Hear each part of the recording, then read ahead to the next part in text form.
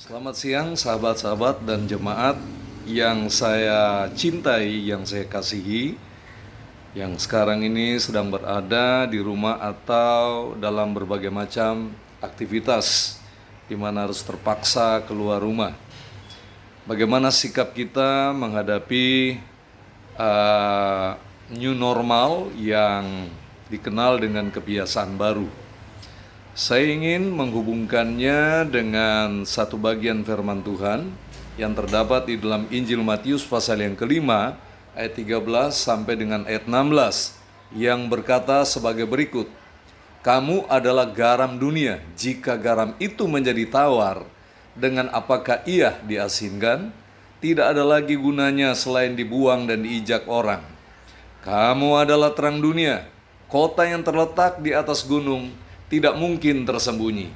Lagi pula orang tidak menyalakan pelita lalu meletakkannya di bawah gantang, melainkan di atas kaki dian, sehingga menerangi semua orang di dalam rumah itu.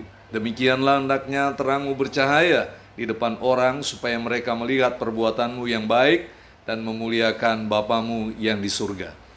Seperti yang saya katakan tadi, bagaimana sikap kita di era new normal ini. Yesus memberikan pengajaran penting bagi murid-muridnya tentang menjadi garam dan terang dunia. Bahkan dia dengan begitu tegas mengatakan bahwa kamu adalah garam dan terang dunia. Garam itu dapat dirasakan, terang itu dapat disaksikan. Garam itu bicara tentang masalah dalam, dan terang itu bicara tentang hal-hal yang bisa dilihat orang dari luar ke kita. Dan kemudian garam dan terang dunia ini sebetulnya ini bicara tentang karakter hidup, karakter kekristenan yang dalam bahasa aslinya disebut dengan kata karaktere, yaitu sebuah ukiran yang diukir kedalaman hati kita oleh Kristus, di mana karakter Kristus benar-benar masuk mendarah daging di dalam kehidupan kita. Salah satu karakter Kristus adalah menjadi orang yang bijak. Dan kemudian tentu saja ini bicara tentang keteladanan. Menjadi garam dan terang dunia artinya kita menjadi panutan, bukan menjadi batu sandungan. Di tengah-tengah situasi pandemi corona ini, sekarang kita berada di era new normal, maka tidak ada pilihan bagi kita agar supaya kita menjadi contoh dan teladan di tengah-tengah keluarga dan di tengah-tengah masyarakat. Ya, bagaimana caranya menjadi contoh dan teladan, menjadi garam dan terang dunia? Nah, ketika kita disiplin menjalankan protokol kesehatan, ya saya sudah tidak perlu lagi memberikan uraian tentang protokol kesehatan. Tetapi saya percaya bahwa Anda semua sudah mengetahui, mengerti apa yang dimaksudkannya.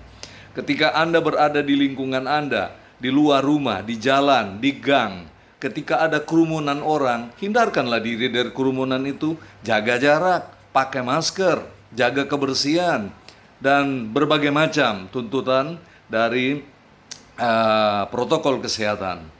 Bagaimanapun juga, new normal atau kebiasaan baru ini memang harus terjadi dan harus dilakukan. Pemerintah dengan bijak melontarkan atau meneluncurkan tentang kebijakan new normal. Kenapa?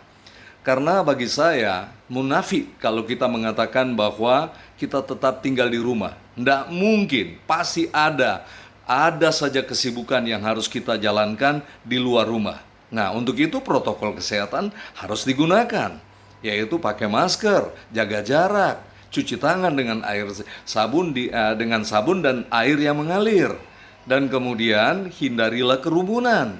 Apabila ada di mal, ada di tempat-tempat umum lainnya, jaga jarak. Karena saya mau beritahukan, tidak mungkin kita tetap tinggal di rumah. Kan kita juga harus pergi ke pasar untuk membeli kebutuhan pokok. Ada hal-hal penting, bukan hanya masalah jasmani, tapi masalah mental. Yang paling penting di sini harus jaga jarak. Protokol kesehatan harus dijalankan. Jadilah contoh, jadilah teladan, jadilah garam dan terang dunia di tengah-tengah lingkungan kita. Jangan bandel. Jangan menjadi batu sandungan, menjadi batu sandungan bagi orang lain. Orang beriman, orang percaya harus bisa menampilkan, menunjukkan bahwa dia adalah orang yang bisa menjalankan disiplin dalam kehidupannya sehari-hari. Itu saja yang saya bisa bagikan bagi saudara-saudara, bagi jemaat, bagi teman-teman pada hari ini. Shalom, tetap semangat, optimis, badai pasti berlalu. Tuhan Yesus memberkati.